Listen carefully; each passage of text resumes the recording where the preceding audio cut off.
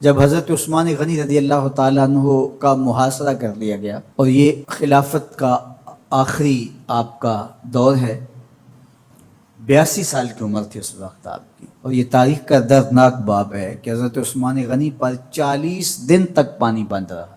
وہ ایک منصوبہ تھا، 3 لوگ 3 مختلف شہروں سے چلے، مصر سے، کوفے سے اور بصرے سے، 1000 آدمی لے کر کے، اور مدینہ المنورہ میں پہنچ کر کے حضرت علی المرتضیٰ سے ملے، ام المومنین سیدہ عائشہ سے ملے، کبار اصحاب سے ملے۔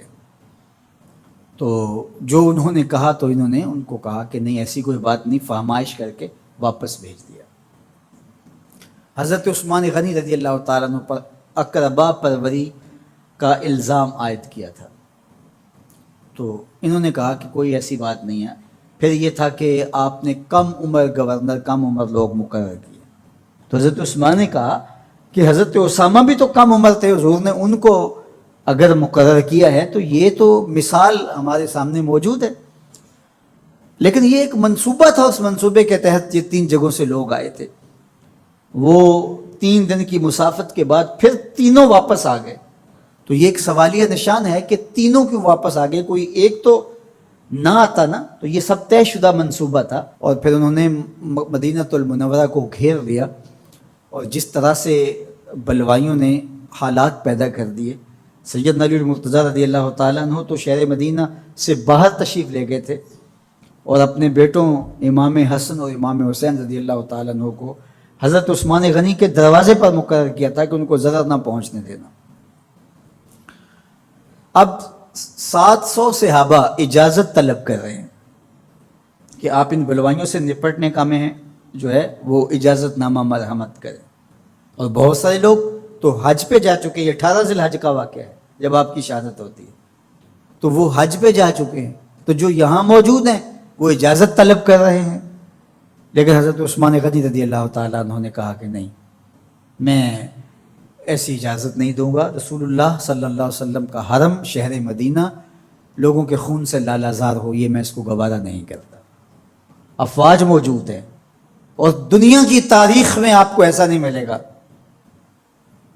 کہ اتنی بڑی حکومت کسی کے پاس ہو اور وہ خود گھیر لیا جائے، اس کا پانی بھی بند ہو جائے، اور وہ حکم دے کہ نہیں، میرے لیے آپ ایک قطرہ بھی خون نہیں بہائیں گے۔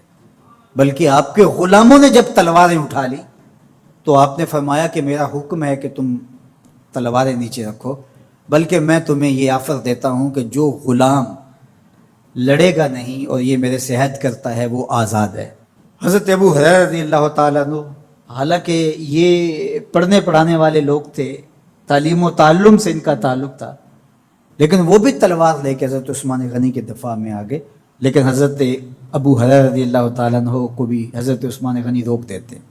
مالک بن اشتر کہنے لگا کہ ہم آپ کی دستبرداری کے خواہاں ہیں، آپ خلافت سے دستبرداری اختیار کر لیجئے۔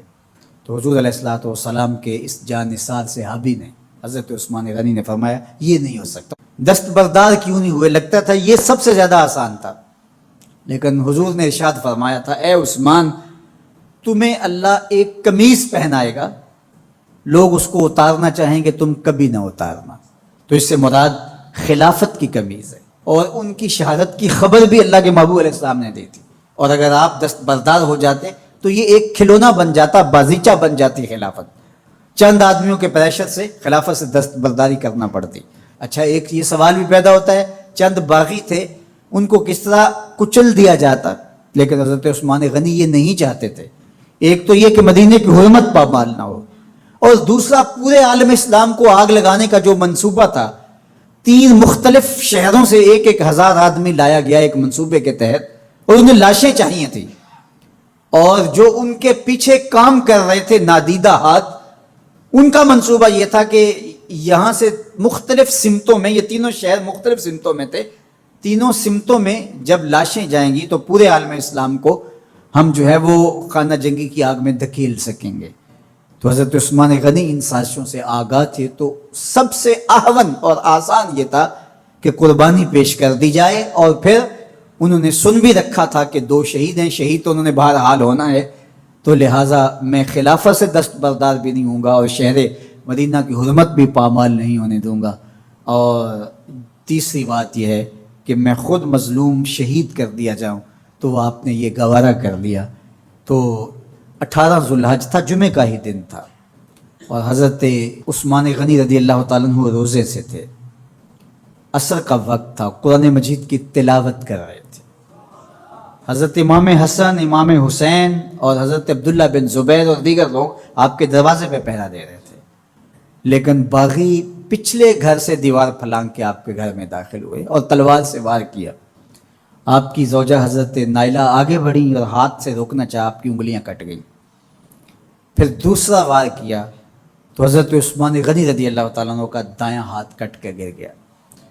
حضرت عثمان غنی رضی اللہ تعالیٰ عنہ نے افسوس کیا اور کہا کہ تم نے وہ ہاتھ کاٹ دیا جس سے میں وحی کی کتابت کیا کرتا تھا۔ پھر اس کے بعد آپ پر 9 وار کیے گئے اور آپ کو شہید کر دیا گیا، اور آپ کا خون قرآن مجید پڑھتے ہوئے اس آیت پہ گرا، فَسَيَكْفِيكَهُمُ اللَّهُ وَهُوَ السَّمِيعُ الْعَلِيمُ۔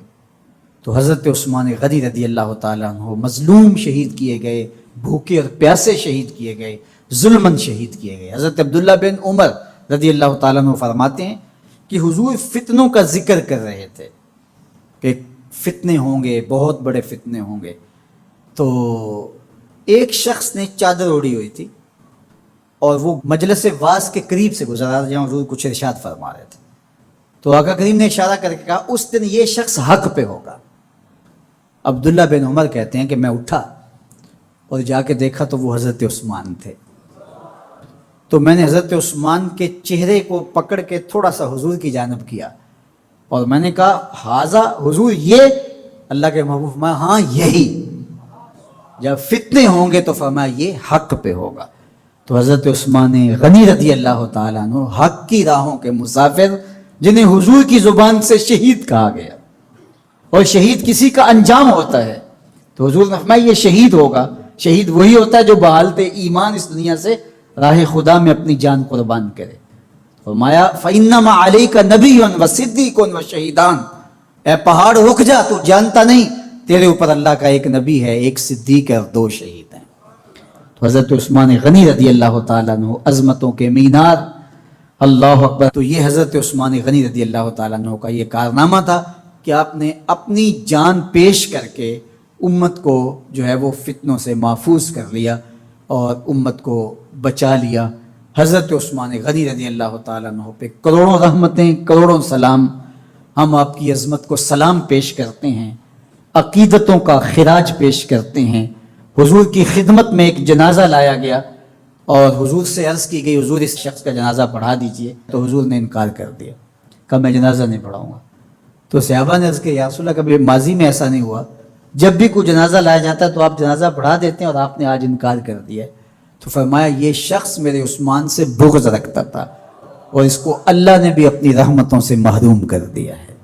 حضور نے اس شخص کا جنازہ نہیں پڑھایا جو مبغض عثمان غنی رضی اللہ تعالی عنہ۔ تو اب آپ اندازہ کیجئے وہ کتنا بدبخت شخص ہے جو حضرت عثمان سے بغض اور دشمنی رکھتا ہے۔ حضرت عثمان غنی رضی اللہ تعالی عنہ سے اللہ کے محبوب علیہ السلام نے کتنی خوبصورت ارشاد فرمائی، میں اس سے حیا کیوں نہ کروں جس سے اللہ کے فرشتے بھی حیا کرتے ہیں۔ یعنی عثمان غنی وہ ہیں جس سے اللہ کے فرشتے بھی حیا کرتے ہیں، اور جو عثمان غنی کا حیا نہیں کرتا اس سے بڑا بے حیا کون ہو سکتا ہے۔ حاکم نے مستدرک کے اندر روایت ذکر کی ہے کہ بہت سارے صحابہ حضور کی بہت ساری خوبیوں کے مظہر تھے، اور سب سے زیادہ حضور کے خلق کے مشابہ حضرت عثمان غنی رضی اللہ تعالیٰ، اور خلق میں سب سے اونچا درجہ حیا کا ہوتا ہے۔ تو حضرت عثمان غنی رضی اللہ تعالیٰ عنہ حیا کے اس مقام پہ فائز المرام تھے جو انہی کا مقصوم تھا۔ اللہ ہمیں حضور کے اہل بیت، حضور کے اصحاب، بلکہ حضور کے در کی مٹی کی تعظیم بھی نصیب کرے۔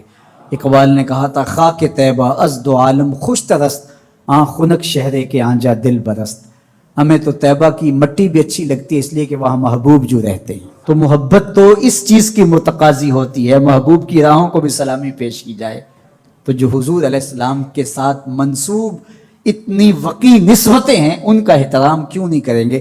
تو حضرت عثمان غنی تو داماد رسول ہیں، حضرت عثمان غنی تو نورین ہیں، حضرت عثمان غنی تو حضور علیہ الصلوۃ والسلام کے محبوب اور حضور علیہ الصلوۃ والسلام کے پیارے ہیں، ان کو جنت کی بشارت دی گئی ہے، عشرہ مبشرہ میں سے ہیں، 4 جلیل القدر خلفاء میں ان کا نام شامل ہے، اور پھر حضور کی 2 صاحبزادیاں ان کے نکاح میں آقا کریم نے ان کو شہید خود قرار دیا، اور میرے اور آپ کے آقا و مولا نے کہا آج کے بعد کوئی عمل عثمان کو نقصان